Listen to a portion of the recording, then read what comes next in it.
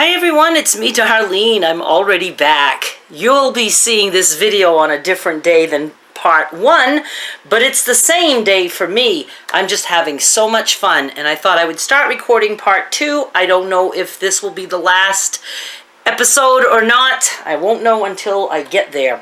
I just wanted to let you guys know that what I'm doing with my two patches is the same thing that I did with, putting just 2 pieces together.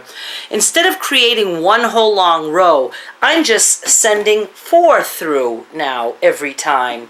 And again, I'm not being overly fussy. I'm just having so much fun with this. I love it. It's, almost similar to like, crumb quilting, where you're just putting stuff together with no concern, only you get further much quicker. So I'm just going to send these guys through.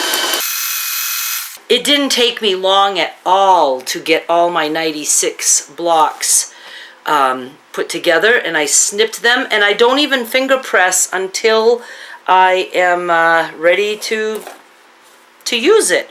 So let's see, there's that, and let's do something different. Ooh, I like this. And I'm just making sure that my top is all even. So let's just go through. Sometimes when I take a break from something, it's so hard to get back to it. And then once I'm back to it, it's like, why? Why did I wait so long? See how easy this is? There's no thought process at all.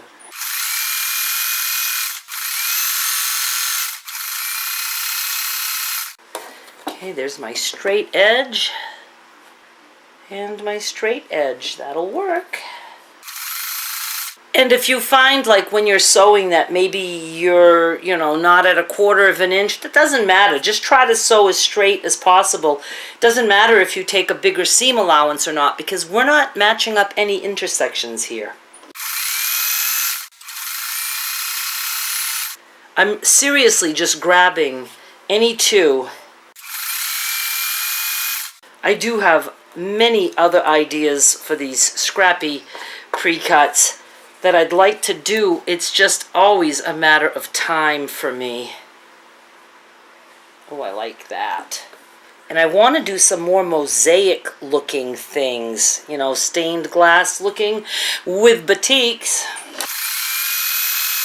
I don't lack for ideas, that is for sure. It's just, like I said, it's always a matter of time.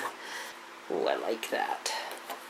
I like everything. I don't know why I always have to say, oh, I like that. So I'm just going to continue. I'll hang up now for a little bit, and then I'll be back on the next step. What I'm going to do after these is I'm going to do the same thing. I'm just going to take 4 and 4 and put those together. After that, I will press them all and put them on the table just to see like where I stand and try to figure out how many blocks I need and if I need to cut any other fabric to finish this. So I'll be right back. I'm jumping in with this little tip. I'm about to sew my first 4 to 4, and I'm making sure that I have my straight edge on top on both pieces. Now when I flip it over, I'm not going to just line up here. That's the least important thing to line up at this point. I want to kind of line up the top, because that will keep the strip straight when you open it. So my tops, that looks good. This is actually a little bit crooked here. That's okay. I'm just going to start here, and I'm just going to sew a straight line. And, since this piece is a little bit crooked, I'm going to start, in a little bit, like maybe a 1/2 inch. Because I can just eyeball that. If you can't eyeball it, take a ruler and draw a line there and sew on it. Perfect. I just remembered something I wanted to tell you. And I want to tell you before I forget again. I did do a quilt top before where I used a packet of my pre-cuts. I believe that one was 100 also. I will link to that down below. Obviously, you can't get those pre-cuts anymore, but you can cut your own pieces, and they don't have to all be different. You can just, you know, put whatever scraps together you like. But that video was made with solid strip sets, sashing each block. More time consuming, but oh my goodness, I loved it. All right, I'm going back to sewing now and not chatting. Here's the deal. Last night, I was like so into just connecting all those scraps like you saw in video number 1. There'll be a playlist link down below, so you can go check that out if you haven't watched it yet. I knew I was like forgetting something. So what I did is I made 12 rows, 8 wide. I just kept connecting things, and then I was like, okay, I have all my rows. But then I remembered 8 across isn't wide enough. So I needed to add some more to those rows, but now every block was part of a row of 8. And I was like, what the hell did I do? So I was going to start picking a couple rows apart, and I said, no, if anything, I'll just cut them. I don't want to go through all that work. And then I decided to just go to bed and work on that today. And when I went to bed, I said, I don't have to take apart all the blocks if I want to add blocks to a row.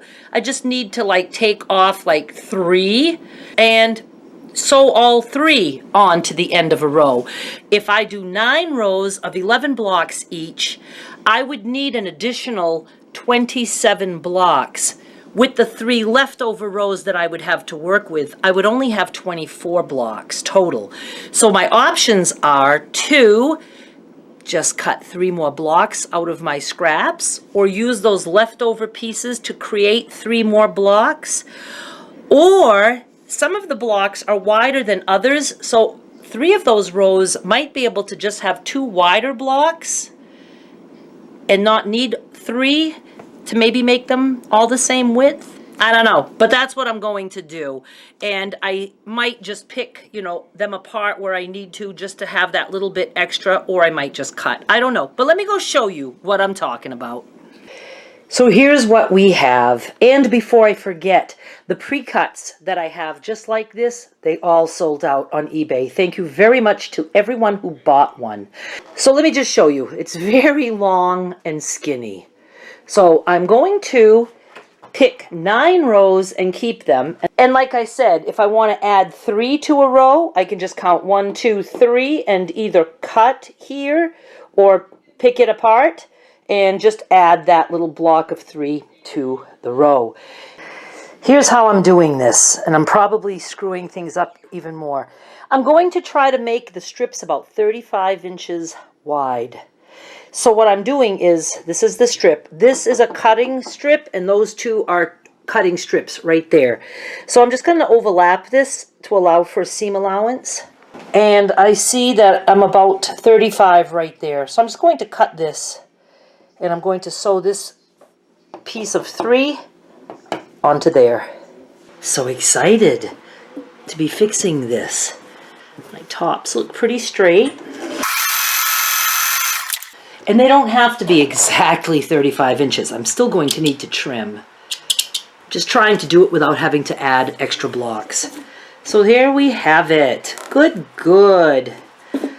All right, I'm going to put this one aside so I don't accidentally cut it. All right, that's a pretty good width for a small little lap quilt. And I just did the same to this strip. Let me see if you can see what I'm doing here even. And this one only needs 2 blocks. So I should be good. And let's see, this is my even, so I'm going to go that way. And I was left with this on my cutting strip, and it works perfectly with this strip. It might end up being, I don't know, maybe like more of a square blankie. I don't care. I just knew it was too narrow the other way and too long.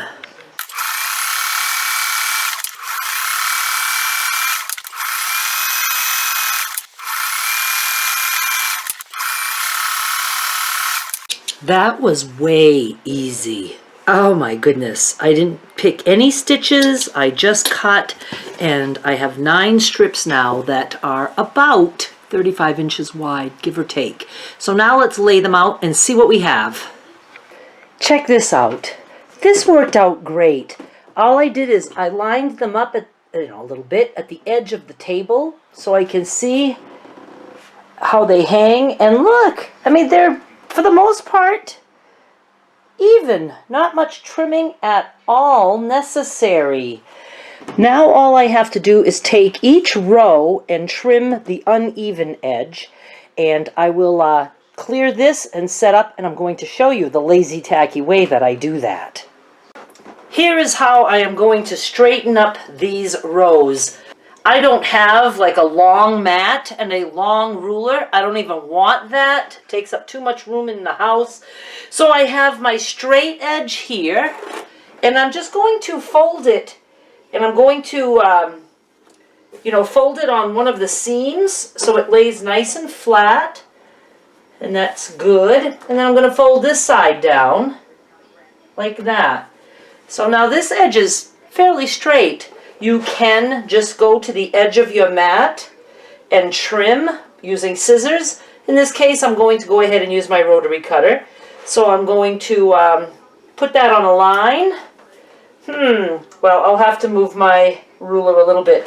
Now, it doesn't matter how tall this row is. It doesn't have to match the other rows. So all you have to do is make sure you cut to at least the shortest block. So that would be about here for me. You know what? I'm just doing the edge of my mat. I love that method. If I want, I could do this to hold it down. Hey, that's a good idea. Well, I think I have to go down a little bit more to catch the blocks. That looks good. And that looks even. And I'm just going to take my scissors and cut. That worked great. So now I should have a nice even row. And I do. So I'm going to go ahead and do that to all my rows, and then I'm going to start putting them together. And I'm going to end this video here because I still want to, decide if I'm going to back it or not. So there will be an episode number 3. That should be the finale. Thank you so much for watching. I'll be back with more soon. Subscribe so you don't miss part 3. Bye.